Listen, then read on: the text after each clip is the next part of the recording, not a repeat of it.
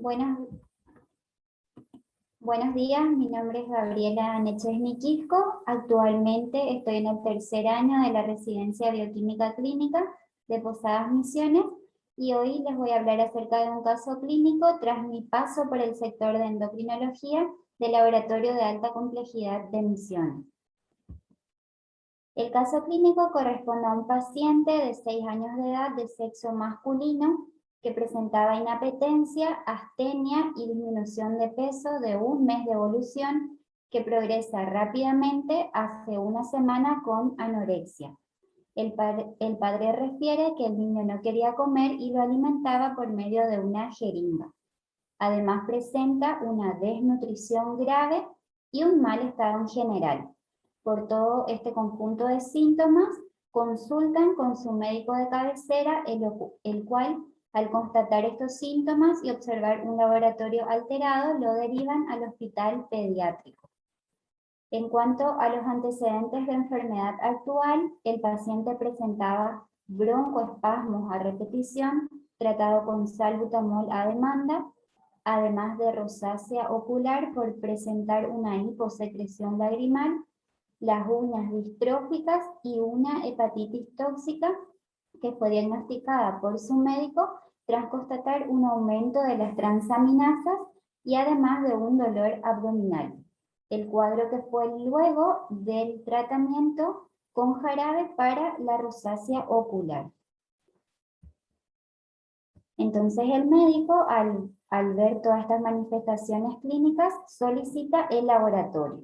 Y tenemos este laboratorio de ingreso del paciente, el cual podemos observar una anemia moderada, además de una hipocloremia severa, una hiponatremia severa, una hiperpotasemia, una hipocalcemia, además de una creatinina disminuida.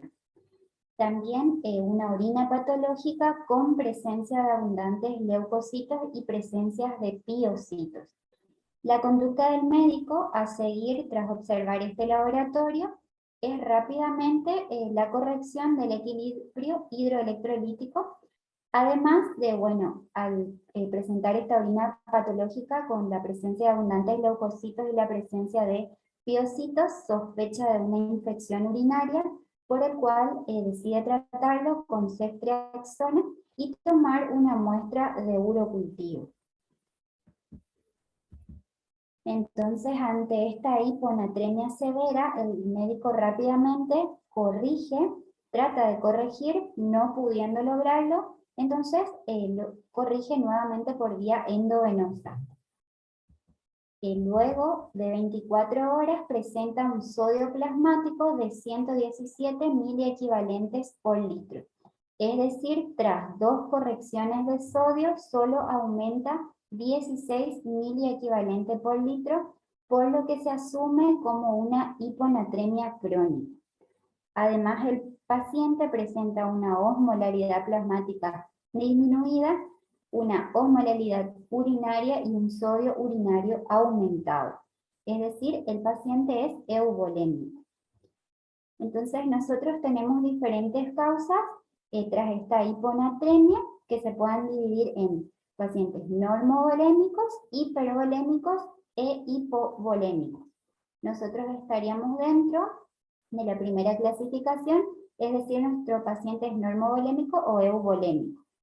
Entonces, los diagnósticos diferenciales a descartar son el síndrome inadecuado de la hormona antidiurética, la diabetes insípida, los desórdenes del sistema nervioso central, la hiponatremia inducida por droga, la insuficiencia adrenal, la enfermedad pulmonar, el hipotiroidismo, la polidipsia primaria, la dieta baja en proteínas y la apotomanía, que es el deseo frecuente y excesivo de beber grandes cantidades de líquido.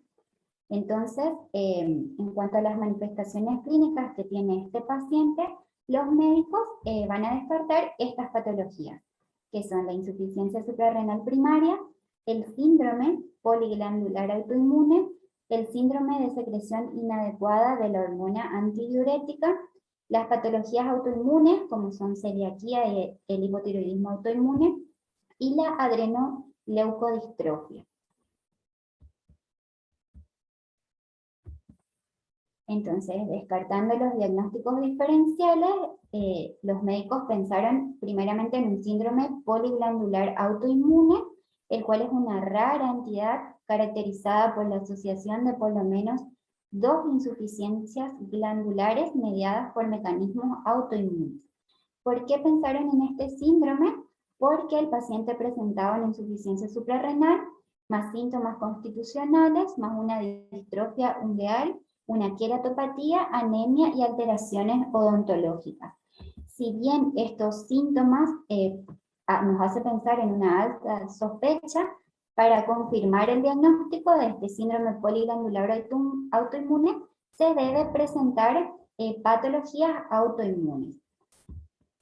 Nada más para mostrarles, este síndrome se divide en 4 tipos, de los cuales cada tipo presenta un componente principal y los componentes menores, en donde en cada uno de los tipos al menos una de las entidades está mediada por anticuerpos, que es necesario justamente para confirmar el diagnóstico de este síndrome.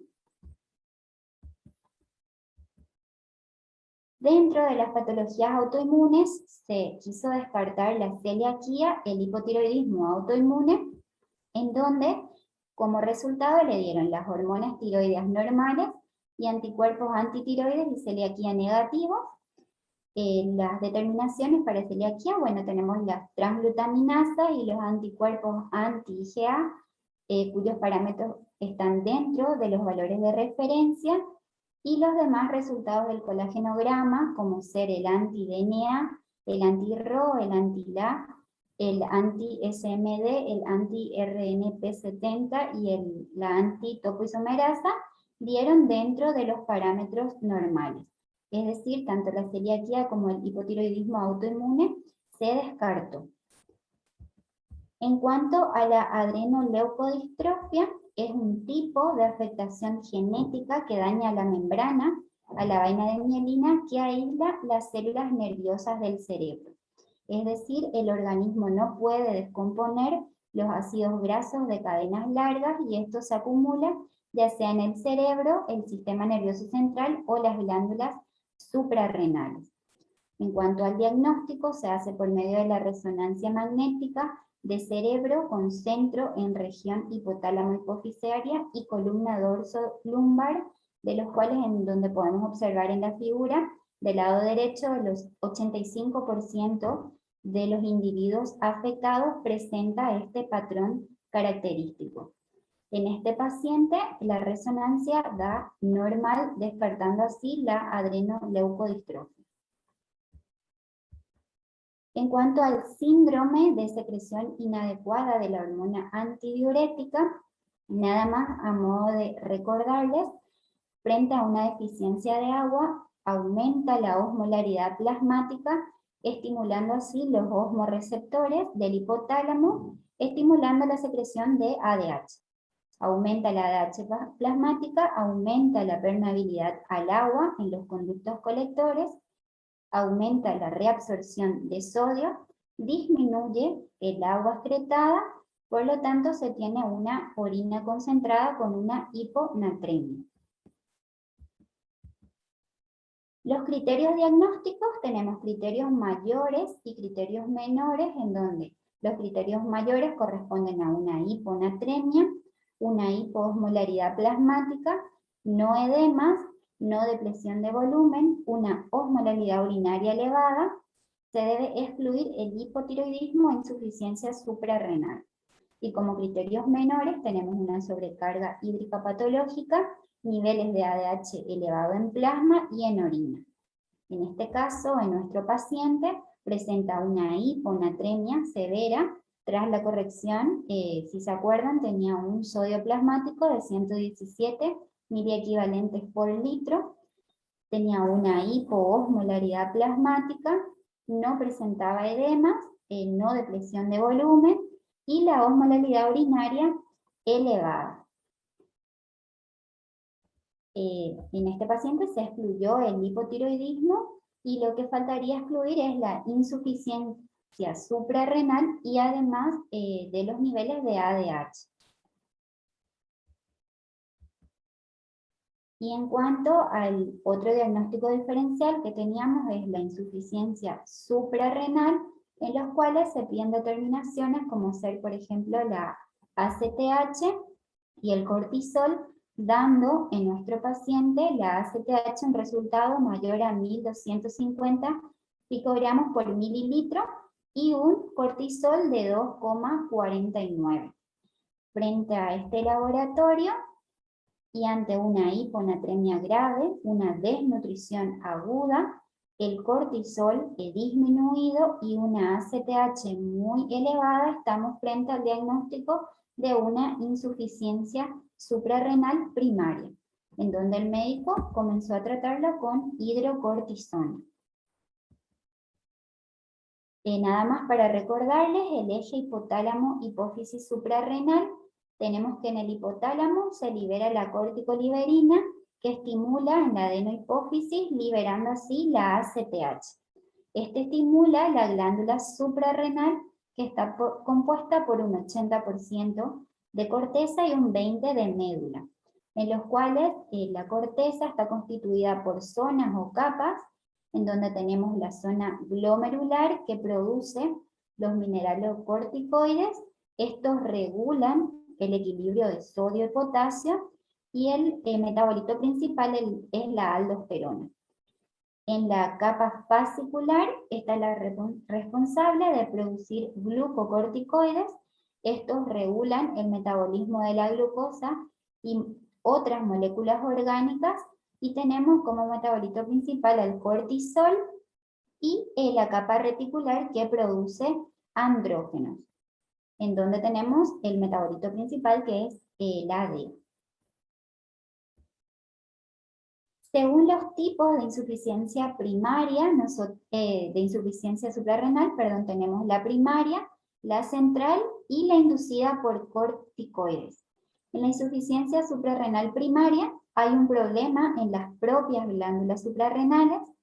En la central podemos dividirlo en la secundaria, en donde hay un problema en la glándula hipofisaria, una terciaria, en donde hay un problema en el hipotálamo, y bueno, en la inducida por corticoides hay un problema en cualquiera de los 3 niveles del eje, porque una medicación que contiene cortisol o una forma sintética de cortisol ha frenado la producción propia de corticoides del cuerpo.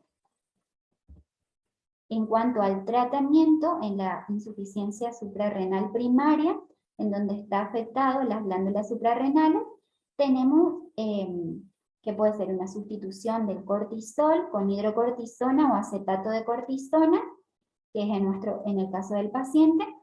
Además, una sustitución de la aldosterona con fludrocortisona. Algunas veces la sustitución de andrógenos con DEA, y si fuera posible tratar la causa subyacente. En cuanto a la insuficiencia suprarrenal central, en donde en la secundaria está afectado la hipófisis y en la terciaria está afectado el hipotálamo, tenemos la sustitución del cortisol con hidrocortisona o acetato de cortisona, y algunas veces la sustitución de otras hormonas, como por ejemplo las hormonas tiroides, las hormonas del crecimiento y la hormona antidiurética.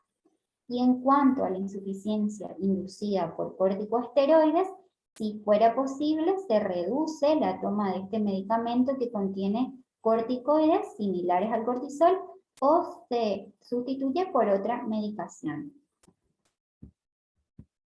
Entonces, como evolución, el 28, el paciente cursa con 12 días de internación en el servicio de clínica médica con diagnóstico de, por un lado, la insuficiencia suprarrenal primaria en estudio, por lo cual recibe tratamiento con corticoides, es decir, con una hidrocortisona, inicia con una cierta dosis y luego fue descendiendo.